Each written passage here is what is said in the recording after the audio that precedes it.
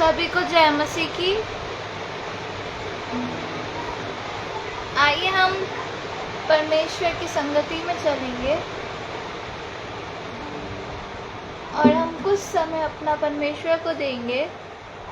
आइए हम छोटी सी प्रार्थना करें।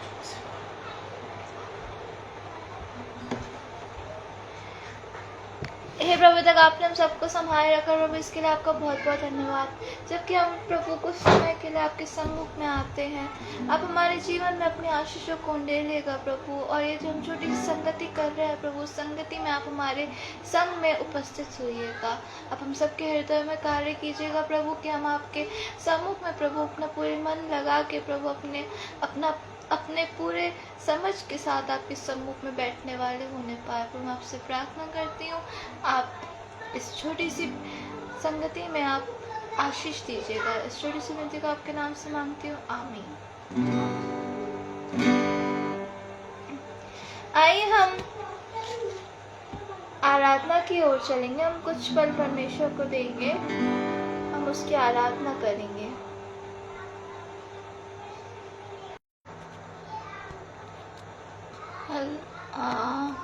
यहाँ पे थोड़ा कनेक्शन एरर आ रहा है, मैं माफ़ी चाहती हूँ दिक्कत के लिए। आइए हम आराधना में चलेंगे।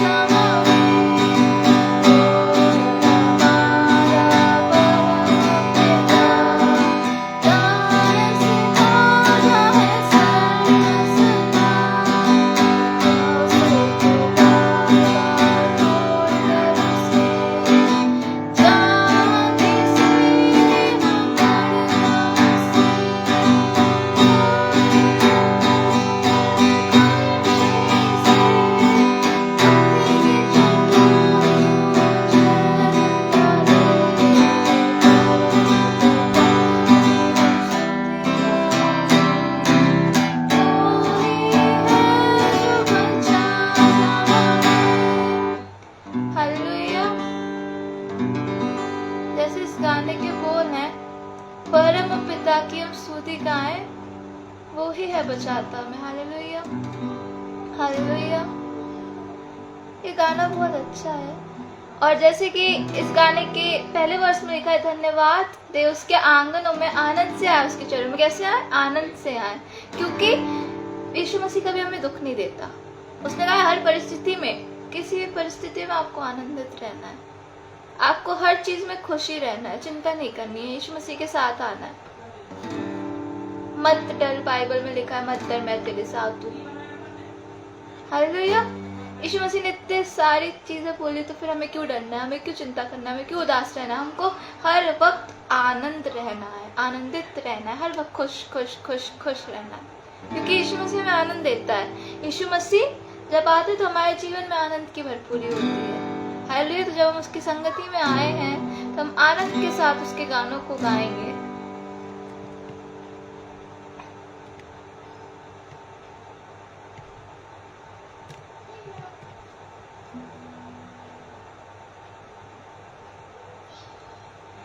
यीशु मसीह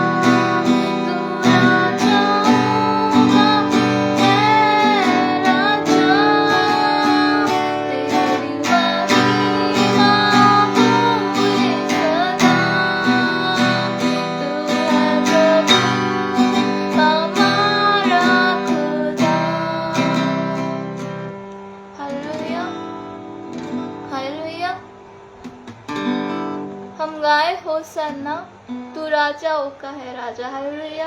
आनंद के साथ हम उसकी महिमा गाएंगे, आनंद के साथ हम उसके संग गाएंगे। जैसे हम वचन संहिता पढ़ते हैं तो हम निकालेंगे वचन संहिता,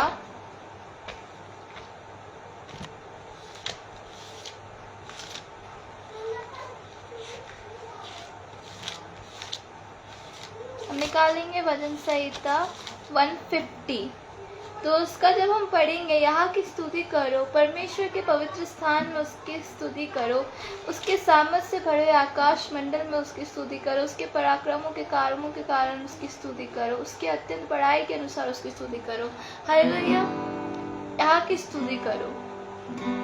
उसमें इस पूरे जब हम वचन संहिता पढ़ेंगे तो उसकी स्तुति कैसे करने का बोला। जो भी पॉसिबल चीज़ है हमारे पास, हाथ तालियों के साथ बजा के हम उसकी स्तुति करें, अपने मुंह से उसकी स्तुति करें। आप कोई इंस्ट्रूमेंट आते, जितने भी इंस्ट्रूमेंट हैं सब बजा बजा के यहाँ की स्तुति करो। हालेलुया। क्योंकि हमारे परमेश्वर स्तुति के योग्य परमेश्वर है, वो जीविता परमेश्वर है। उसने हर समय समय पे अपनी पवित्रता बताई, उसने बताया है कि वो परमेश्वर है और वो हमारे जीवन में कार्य करता है। हालेलुया। आइए हम वचन की ओर चलेंगे।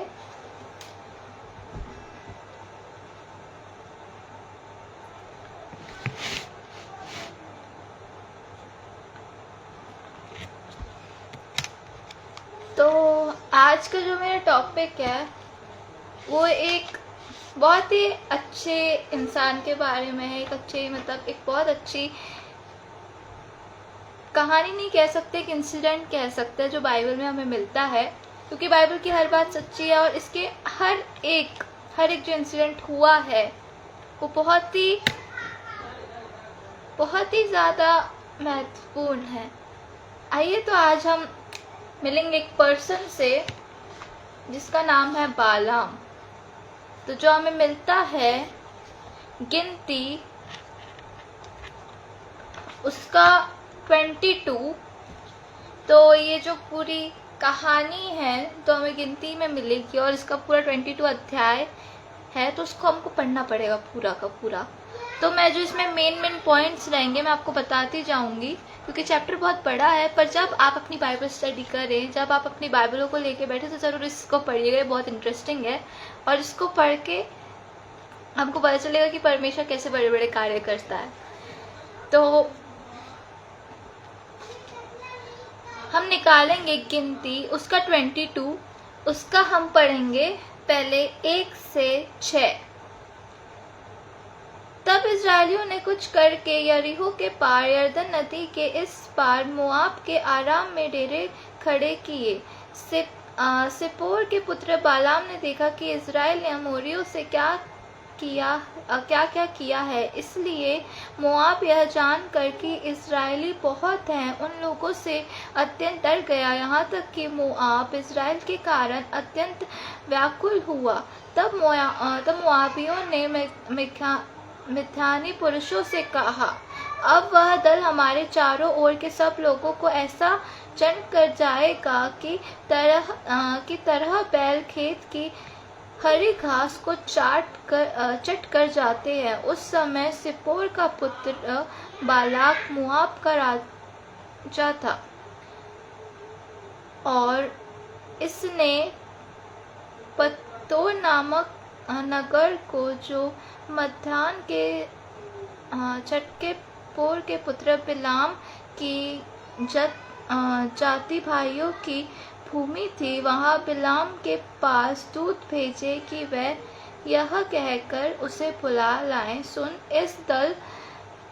इस दल मिस्री से निकला आया है और भूमि उसने ढक गई और अब वो मेरे सामने ही आकर बस गए हैं। सॉरी, मेरी थोड़ी हिंदी खराब है,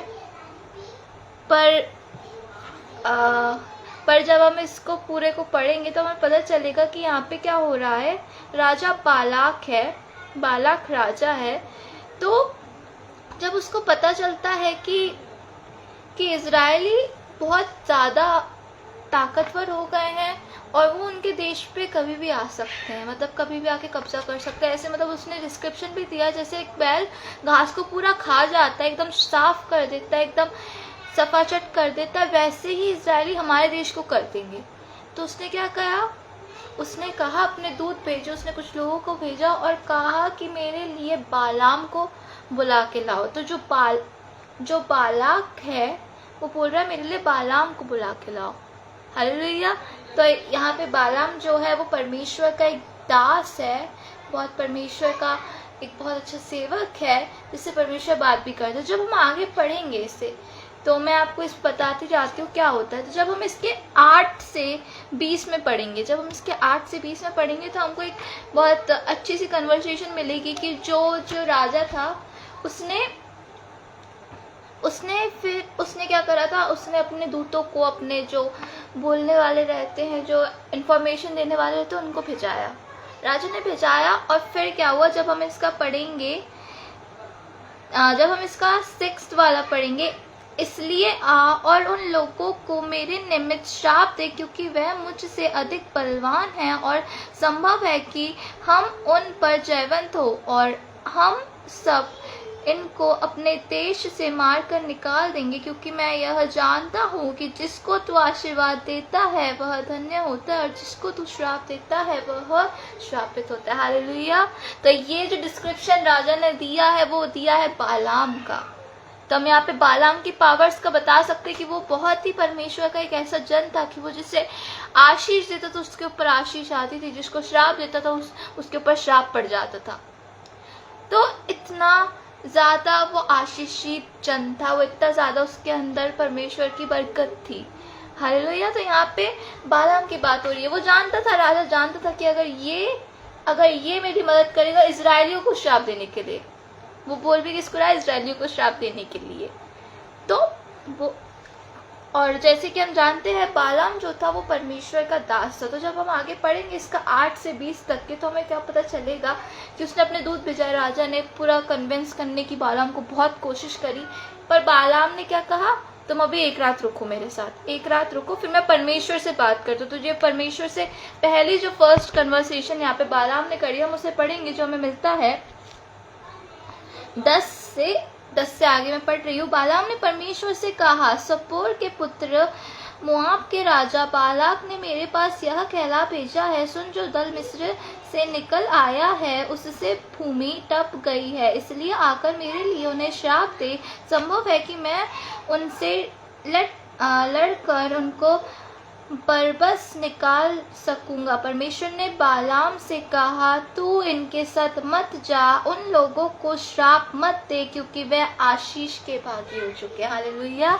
तो यहाँ पे जो बालाम है, जो हमारा परमेश्वर का दास है, वो परमेश्वर से अब वो लोग आए हैं। तो जैसे अब हमको भी हमारे जब मम्मी पापा कुछ करने के लिए बोलते हैं, जैसे कोई दोस्त हमसे पूछता है कि तुम बाहर चलोगे, तो हम पहले अपने मम्मी पापा से परमिशन लेते, तो वैसे ही बालाम भी परमेश्वर से पहले परमिशन लेने गया है कि मैं जाऊं या नहीं जाऊं, परमेश्वर से पूछने गया है।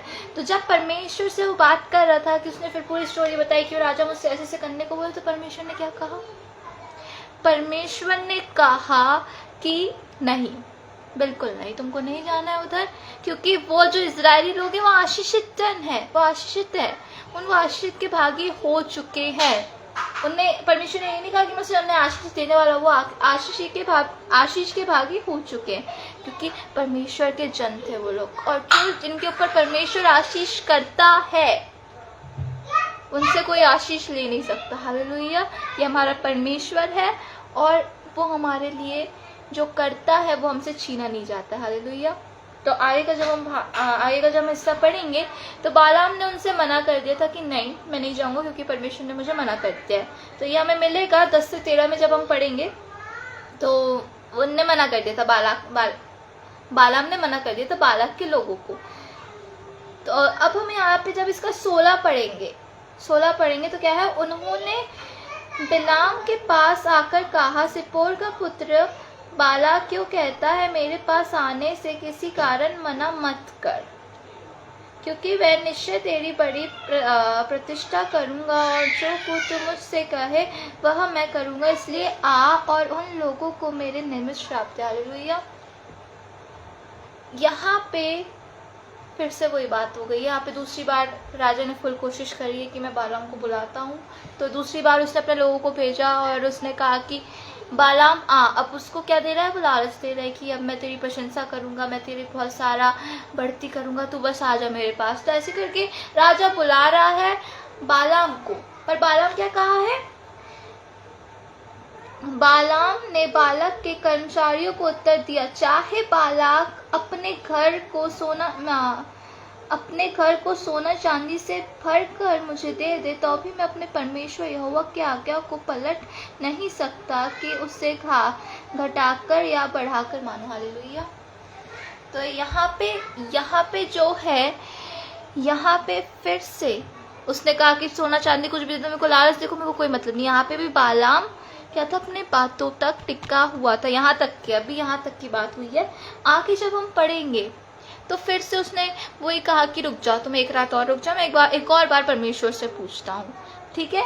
तो अब यहाँ पे फिर से जब हम इसका 20वां पढ़ेंगे तब इसमें लिखा है, परमेश्वर ने रात को बालाम के पास आकर कहा, यदि वह पुरुष तुझे बुलाने आए हैं तो तू उठकर उनके संग जा, परंतु जो बात मैं तुझसे कहूँ उसी के अनुसार करना। हालेलुया। यहाँ पे परमेश्वर देख रहा है, पूरी परिस्थिति को देख रहा है। परमेश्वर ने समझ लिया कि क्या हो रहा है। फिर उसके बाद उसने कहा अभी तू चले जा, पर जो मैं तुझसे करने को कहूँगा वो तू करना। हालेलुया। यहाँ पे भी परमेश्वर ने खुद कहा। पर जब हम आगे पढ़ेंगे, अब यहाँ पे एक बहुत अच्छा सीन होने वाला है बालाम और उसकी गधी के बारे में। मुझे बहुत अच्छा लगता है ये वाला पार्ट इसका। तो जब हम इसको 22 से 23 पढ़ेंगे तो जब यहाँ पे 22 से 23 तक के पढ़ेंगे तो यहाँ पे पता चलेगा कि वो अपनी गदी उठा के बालाम चलने लगा। फिर परमेश्वर का दूत आया उसको रोकने के लिए। ठीक है, उसको रोकने के लिए क्यों आया अब हम आगे देखेंगे। और फिर जो उसकी गधी थी वो आगे नहीं बढ़ रही थी, वो बार बार आगे नहीं बढ़ रही थी क्योंकि उसकी गधी ने परमेश्वर के दूत को देख लिया था पर बालाम ने नहीं देखा था। तो उसकी गधी बार बार रोक रही थी और उसको इस चक्कर में उसने अपनी गधी को 3 बार मारा था। फिर जब हम आगे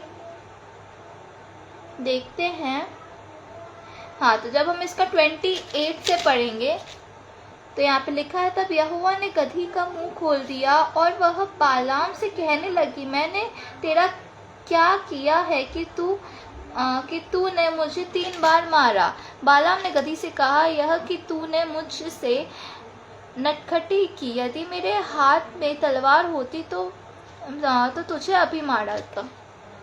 यहाँ पे क्या है, यहाँ पे एक गधी का मुंह परमेश्वर ने खोला है। अरे तब भी बालाम इतनी बड़ी बात होने के बाद भी अगर हमारे सामने कोई जानवर रहता, वो अचानक से बोलने लगता तो हम तो शौक में चले जाते थे। वो इंसान तब भी क्या बोल रहा है, तू मेरे साथ क्या कर रही थी, नटखटपना कर रही थी, अभी मेरे पास तलवार होती तो मार देता था। उसको ये समझ नहीं आ रहा कि परमेश्वर कुछ कहना चाह रहा है, वो उसको इग्नोर कर रहा है, वो वाली बात को इग्नोर कर रहा है। वो क्या कर रहा है, वो तब भी उस गधी के पीछे पड़ा है बेमतलब में। तो यहाँ पे वो परमेश्वर की जो आज्ञाओं को उसको टाल रहा है, परमेश्वर के सिग्नल्स को टाल रहा है। जैसे कभी कभी हम भी अपने जीवन में करते हैं कि परमेश्वर हमें बहुत सारी चीज़ें बताने की कोशिश करते हैं पर हम अपने में लगे रहते हैं और परमेश्वर की बातों को इनकार करते रहते हैं। हम उसको टाप देते हैं, हम उसको छुपाने की कोशिश करते हैं, हम उसको इग्नोर करते हैं।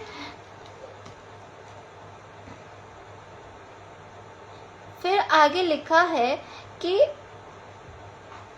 फिर यहाँ पे जब हम इसका 31 पढ़ेंगे तब यहोवा ने बालाक की आंखें खोली और उसको यहोवा का दूत हाथ में नंगी तलवार लिए हुए मार्ग में खड़ा दिखाई पड़ा। तब वह जो गया और मुंह के बल गिरकर दंडवत की। यहोवा के दूत ने उससे कहा तूने अपनी गधी को 3 बार क्यों मारा। सुन, तेरा विरोध करने को मैं यहीं आया हूँ इसलिए कि तू मेरे सामने उल्टी चाल चलता है। Hallelujah, hallelujah.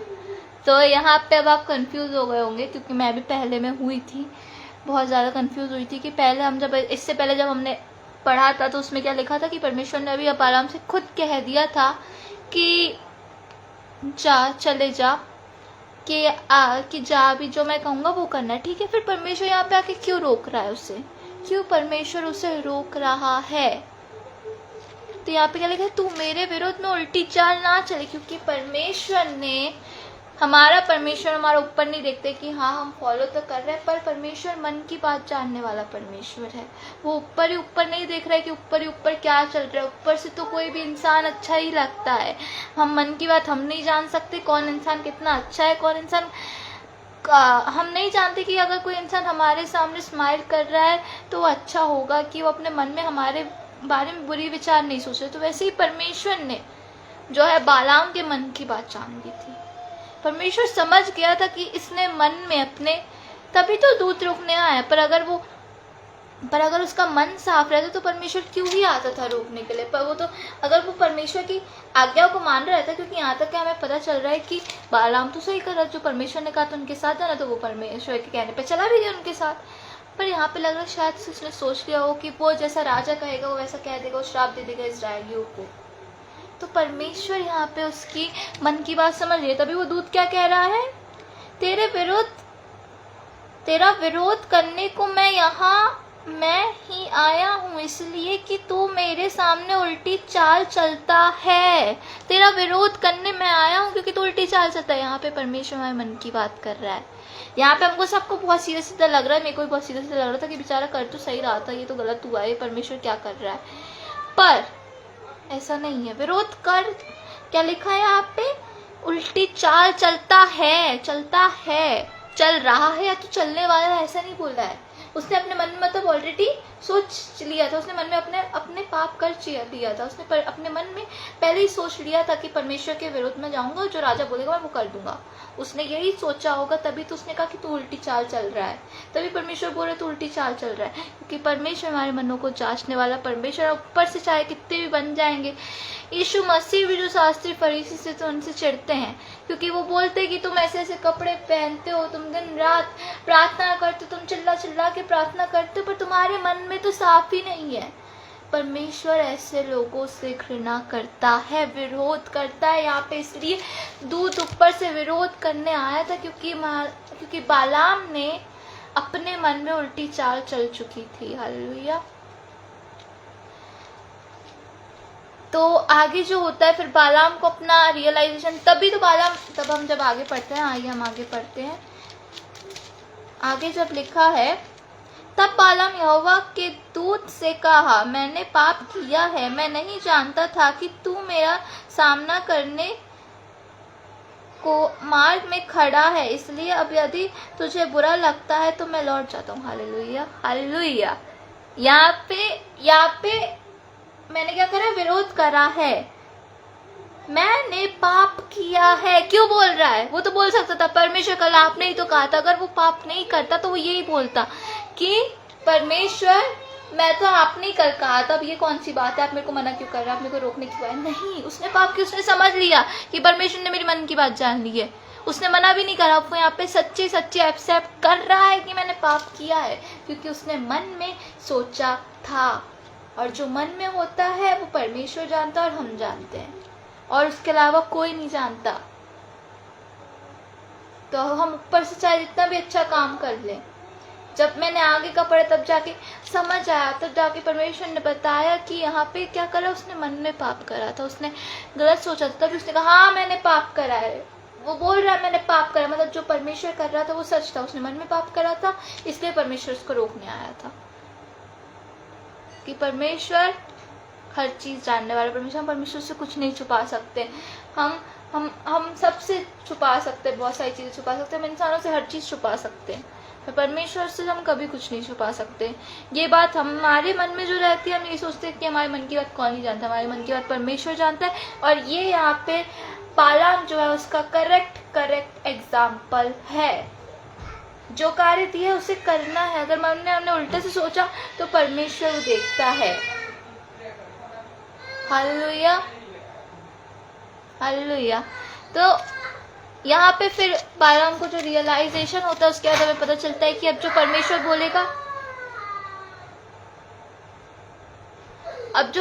बोलेगा वो बालाम करेगा। तो उसने अपनी एक्सेप्ट कर लिया कि मैंने पाप करा, और ये बात मेरे को अच्छी भी लगती है कि हाँ उसने कम से कम ये इनोसेंट बनने की कोशिश नहीं करी कि हाँ मैंने नहीं करा, मैं तो जानते ही नहीं था परमेश्वर, मैं तो परमेश्वर से मतलब उसने बात करने की बिल्कुल एकदम छिपाने की कोशिश ही नहीं करी, उसने एक्सेप्ट कर लिया। वरना कभी कभी होता है ना कि प्रभु मैंने जो कहा तूने, मैं वही तो कर रहा था, नहीं, उसने एक्सेप्ट कर लिया, क्योंकि वो जान गया था कि अब तो मैं बच नहीं सकता हूँ, क्योंकि मैं परमेश्वर के सामने खड़ा हूँ। हालेलुया। तो ये हमारा परमेश्वर यहोवा है। आगे जब हम इसको पूरे को पढ़ते हैं, जब हम इसका 23 अध्याय पढ़ते, तो मैं आपको शॉर्ट में बता दूं, जब वहां पे बालाम जब गया तो उसने वहां पे जाके इजराइलियों को आशीष दी, क्योंकि जिसने अपने पूरे, फिर उसने क्या कहा था, मैं अब परमेश्वर की इच्छा उसमें पूरी हुई थी। तो अब परमेश्वर ने जो कहा वो बालाम कर रहा था, और परमेश्वर ने जो बोला था, परमेश्वर ने कहा था तू मेरी बात सुनेगा, तू मेरी बातों को बोलेगा, और जैसा मैं कहूंगा वैसे तेरे को करना पड़ेगा, तेरे को सुनना पड़ेगा, तेरे को बोलना पड़ेगा। तो बालाम ने वैसे ही सेम करा, उसने अपना पूरा कंट्रोल परमेश्वर को दे दिया कि हाँ मैंने उस टाइम पे पाप करा था, पर अब मैं नहीं करूंगा, मैं दूसरी बात में उसको नहीं दोहराऊंगा। तो परमेश्वर ने उसको इजराइलियों को आशीष देने के लिए यूज करा। हालेलुया। और इजराइलियों के ऊपर उसने पूरे 23 अध्यायों में उसने इजराइलियों को आशीर्वाद दिया। उसके अपने मन में सोचा होगा ठीक है मैं जाके जो जैसा राजा बोलेगा मैं ऐसा कर दूंगा, पर परमेश्वर ने मन की बात जानी और उसको करेक्ट करा। तो वैसे ही जब परमेश्वर हमें करेक्ट करता है, जब परमेश्वर हमारे जीवनों में कठिनाइयों को डालते, जैसे बालाम के जीवन में डाला था कि उसके गधी के द्वारा उसके जीवन में कठिनाई डाली थी। तो हमें उन कठिनाई को इग्नोर नहीं करना है, क्योंकि हमारे कुछ गलत कामों के कारण वो कठिनाई हमारे जीवन में आ रही होगी। हमको उसे ऐसा साइन लेना है कि हाँ, हमको परमेश्वर से बात करना है, हमको परमेश्वर की आज्ञाओं को इग्नोर नहीं करना, उसके साइंस को इग्नोर नहीं करना, जैसे बालाम शुरू में कर रहा था। हालेलुया। क्योंकि परमेश्वर अंदर की बातें जानने वाला परमेश्वर है। वो पर्दे के पीछे भी जानता है क्या हो रहा है। ये जो मुकुट हमारे अभी लगा के रखा है, उसके अंदर को देखने वाला परमेश्वर है। हम उससे कुछ नहीं छुपा सकते। आइए हम एक और वर्स पढ़ेंगे जो हमें मिलता है दूसरा पत्रस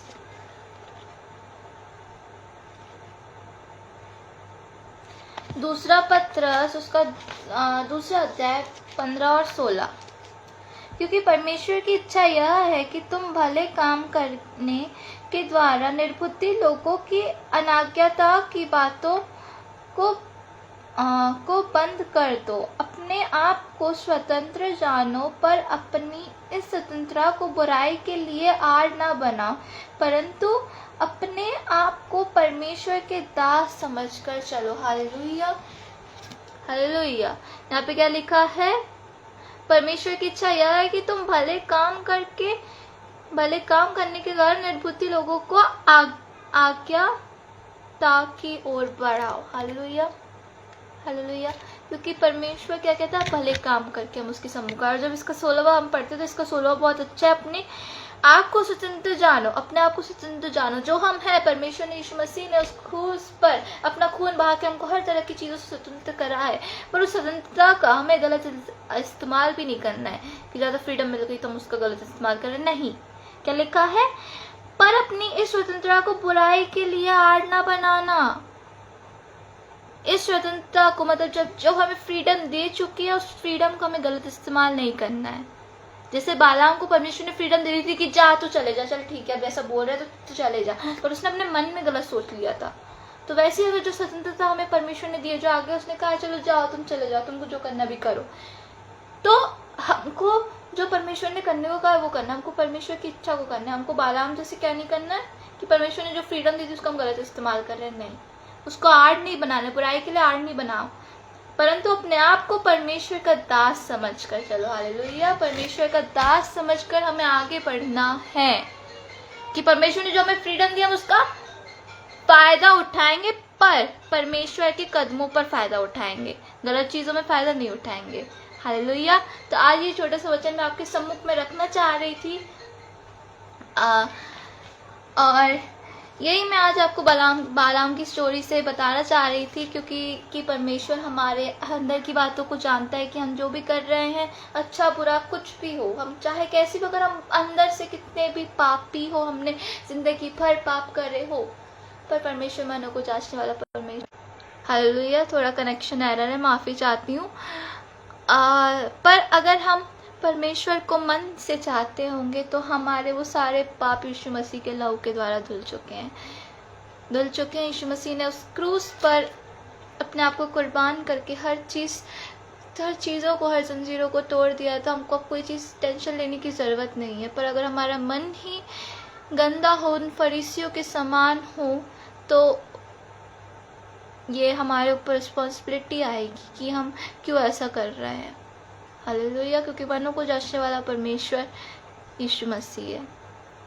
वो ऊपर को नहीं देखता, वो मन को जांचता। आप चाहे कैसे भी, आप गरीब हो, आप अमीर, आपने चाहे भी कैसे कपड़े पहने हो, आप कैसे दिखते हो, आपने कितने भी पाप कर रहे हो, आपने बहुत बुरा करा हो, उसको परमेश्वर से मतलब नहीं। अगर पर आप रियल में पश्चातापी हो, क्योंकि उस जो गुंडा यीशु मसीह के बाजू में लटका हुआ था, ना जाने उसने कितनों का मर्डर करा होगा, ना जाने उसने कितने पाप करे होंगे, पर उस लास्ट मोमेंट में उसने परमेश्वर को मान लिया। तो उस लास्ट मोमेंट में उसने अपने मन में, यीशु मसीह ने उसका मन देखा, उसका मन साफ था, उस मन में पश्चाताप था, इसलिए वो बचा गया। हालेलुया।